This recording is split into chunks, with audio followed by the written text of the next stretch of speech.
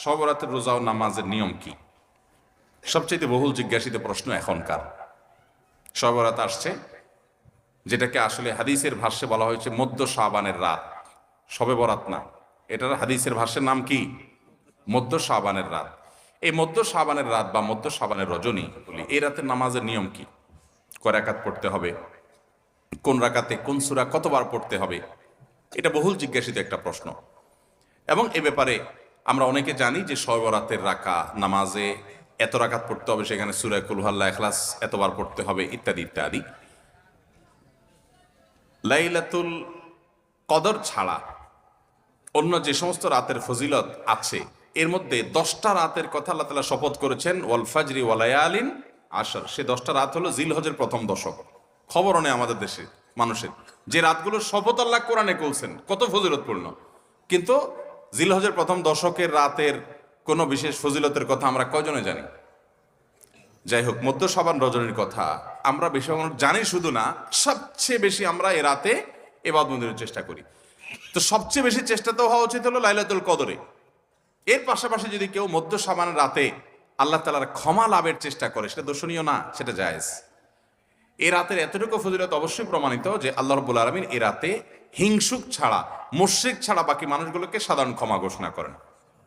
অতএব এ রাতের একেবারে কোনোই ফজিলত নেই, ব্যাপারটা সেরকম না। বিভিন্ন হাদিসের আলোকে এটুকু অন্তত সাব্যস্ত হয় যে আল্লাহ তাআলা হিংসুক এবং আপনার মুশরিক ছাড়া, মানুষের পিছিয়ে লাগে শত্রুতা, এই মানুষটা বাকি মানুষ থেকে মাফ করে। তাহলে মধ্য শাবানের রাত বা যেটাকে শবে বরাত বলছি আমরা, এই রাতের মূল আমলই হলো, এটাকে কেন্দ্র করে মূল আমলই হলো নিজেকে শিরক এবং হিংসা থেকে পরিচ্ছন্ন করা, সাধারণ ক্ষমার উপযুক্ত করা। এটা হলো মূল আমল, বাস। এর বাইরে আপনি ক্ষমা লাভের জন্য যদি চেষ্টা করেন, সেটা কোনো দর্শনীয় বিষয় নয়। তবে এই রাতকে কেন্দ্র করে বিশেষ ফরম্যাটে নামাজ, রাত জেগে, তারপর বিশেষ ফরম্যাটে ইবাদত, এই সূরা এতবার, এই নামাজ এত রাকাত, এরকম কোনো কথা কোরআন হাদিসে বর্ণিত হয়নি। এগুলো আমরা মনগড়া বানিয়ে নিয়েছি। এবং যদি এরকম কোনো ফরম্যাট আমরা ঠিক করে নিয়ে সেভাবে ইবাদত করাটাকে আমরা এ রাতে আমল মনে করি বা সুন্নাহ আমল মনে করি বা কোনো নির্দিষ্ট আমল মনে করি, তাহলে বেদাতে পর্যবেসিত হবে। অতএব বাড়াবাড়ি এবং ছাড়াছাড়ি এই দুইটাই আমাদেরকে পরিহার করতে হবে। যতটুকু আছে ততটুকু আমরা আমল করব এবং এসে আমল অনুযায়ী আমরা চলার চেষ্টা করব। শবে বরাতে সবচেয়ে বেশি মানুষ মসজিদে কেন ভিড় জমায় বলেন তো? শবে কদর বেশি ফজিলতপূর্ণ না এই রাত? শবে কদর কোনো তুলনা আছে শবে কদরের সাথে কোনোটার? কিন্তু শবে কদরে কি এত মানুষ ইবাদত বন্দেগী করার চেষ্টা করে শবে বরাতে যত করে? কারণ কি? মিষ্টির জন্য বলে, খারাপ বলেন নাই। আমি ছোট থাকতে যখন মাদ্রাসায় পড়ি, লজিংয়ে ছিলাম এক বাড়িতে, আমার মনে আছে এক মসজিদে সারা রাত শবে বরাতে এরকম দোয়া দরুদ হয়েছে। এবার শেষে মিষ্টি বিতরণ হচ্ছে, জিলাপি দিত আর কি তখন।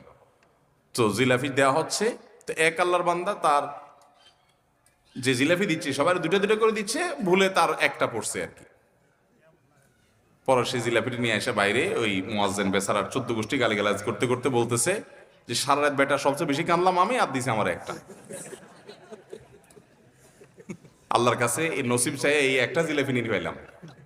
সে কানতে কানতে মুয়াজ্জিনকে গালিগালাজ করতে করতে যাচ্ছে। আমার ছোটবেলার ঘটনা। যাই হোক, তো মিষ্টির জন্য যায় না, এটা পুরোপুরি সঠিক না। এত অভাব পড়ে না যে সারা রাত মানুষ মসজিদে পড়ে থাকবে একটু মিষ্টি একটা প্যাকেটের জন্য, আমার মনে হয় না। আমার যেটা মনে হয়, সবচেয়ে বেশি মানুষ এ রাতে ইবাদতবন্দির চেষ্টা করে, কারণ মানুষ মনে করে এ রাতে ভাগ্য নির্ধারণ হয়। অতএব এক রাতে ইবাদতবন্দি করে যদি সারা বছরেরটা ফাইনাল করে ফেলতে পারি, মন্দ কি? এই হলো মূল কাহিনী। আল্লাহ তাআলা আমাদেরকে বিশুদ্ধ পদ্ধতিতে ইবাদতবন্দি করার তৌফিক দান করুন। তাহলে ভাইরা আমার, মধ্য শাবানের রজনীতে আমরা আল্লাহ তাআলার কাছে ক্ষমার উপযুক্ত হওয়ার জন্য, হিংসা শিরক থেকে মুক্ত হওয়ার চেষ্টা করব। ক্ষমা পাওয়ার জন্য প্রচেষ্টা আমাদের থাকবে। কিন্তু ওই যে বেদাতি পন্থায় বিশেষ ফর্মে ঠিক করে ইবাদত, নামাজ, হালুয়া রুটি খায় মানুষ। হালুয়া রুটি কেন খায়? কেন খায় হালুয়া রুটি ভাই? সারা দেশে অনেক জায়গায় এখনো এটা হালুয়া রুটি ওই দিন বানাবে মানুষ। হালুয়া রুটিটা কেন হয় বলেন তো? বলে যে নবী সাল্লাল্লাহু আলাইহি সাল্লাম উহুদের যুদ্ধে তার দন্দান মোবারক শহীদ হয়েছে, এই জন্য উনি শক্ত খানা খাইতে পারতেন না, হালুয়া খাইতেন। এই জন্য আমরা হালুয়া খাই। আরে ভাই, নবী সাল্লাল্লাহু আলাইহি সাল্লামের দাঁত ভাঙছে প্রথম কতল, ওটা শাবান মাসে ঘটেই না, ওটা পড়ছে আরেক মাসে। আপনি এটা এই মাসে আনলেন কোত্থেকে? আচ্ছা, তারপরে যদি ধরে নেই এই মাসেই হয়েছে, তো ওনার দাঁত ভাঙছে কাদের আঘাতে? মুশরিকদের আঘাতে। তো কাফেরদের আঘাতে, দাঁত ভাঙাতে উনি হালুয়া খাইছে বলতেছেন, যদি এটার কোনো ভিত্তি নেই, বোগাস কথা। তারপরে ধরে নিলাম তো আপনি ভালো দাঁত নিয়ে হালুয়া খাচ্ছেন কোন শরমে? আপনার বাপের একটা শত্রু আছে, আপনাদের ফ্যামিলির একটা শত্রু আছে, সে আপনার বাপের ধরে আচ্ছা ধরে মেরে ঠ্যাং ভেঙে দিছে। আপনার বাপ বেচারা ওই ভাঙা ঠ্যাং নিয়ে একটা লাঠি নিয়ে ভর করে করে খোঁড়ায় খোঁড়ায় উনি হাঁটেন, কারণ পা ভেঙে গেছে বেচারার। আপনি আপনার বাবার ওই যে শত্রু, যে আপনার বাপের পা ভাঙছে, ওই শত্রুর সাথে আপনার বিরাট দরম বরম দোস্তি, চা দোকানে আড্ডা ফাড্ডা মারেন, সব জায়গায় ঠিক আছে। কিন্তু বাড়িতে আইসা বাপের সামনে আপনি ভালো পাও নিয়া একটা লাঠি নিয়ে আপনি খোঁড়ায় খোঁড়ায় হাঁটেন। কেন? বাবার প্রতি সহমর্মিতা দেখা, যে আমার বাবার যেহেতু পা ভেঙে দিছে, এই জন্য বাবা খোঁড়া খোঁড়ায় হাঁটে, আমি এখন ভালো পাও নিয়া লাঠি নিয়ে খোঁড়ায় খোঁড়ায় হাঁটতেছি। কি বলেন? এই দৃশ্য যদি দেখে আপনার বাপে কি করবে? হাতের লাঠিটা দিয়ে বলবো, আমার পাও যা যাক, তোর আগে কয়টা বাড়ি দিবে এত, তুই আমার ব্যাঙ্গাইতে আসছস? আমার পা ভাঙছে যারা, তুই পারলে তাদেরকে বিচারের আওতায় আনবি, তাদের একটা বিহিত করবি। সেটা না করে তার লগে তলে তলে তোমার সম্পর্ক, তুমি আসছো আমার এখানে নাটক করে আমার সহমর্মিতা জাহির করতে।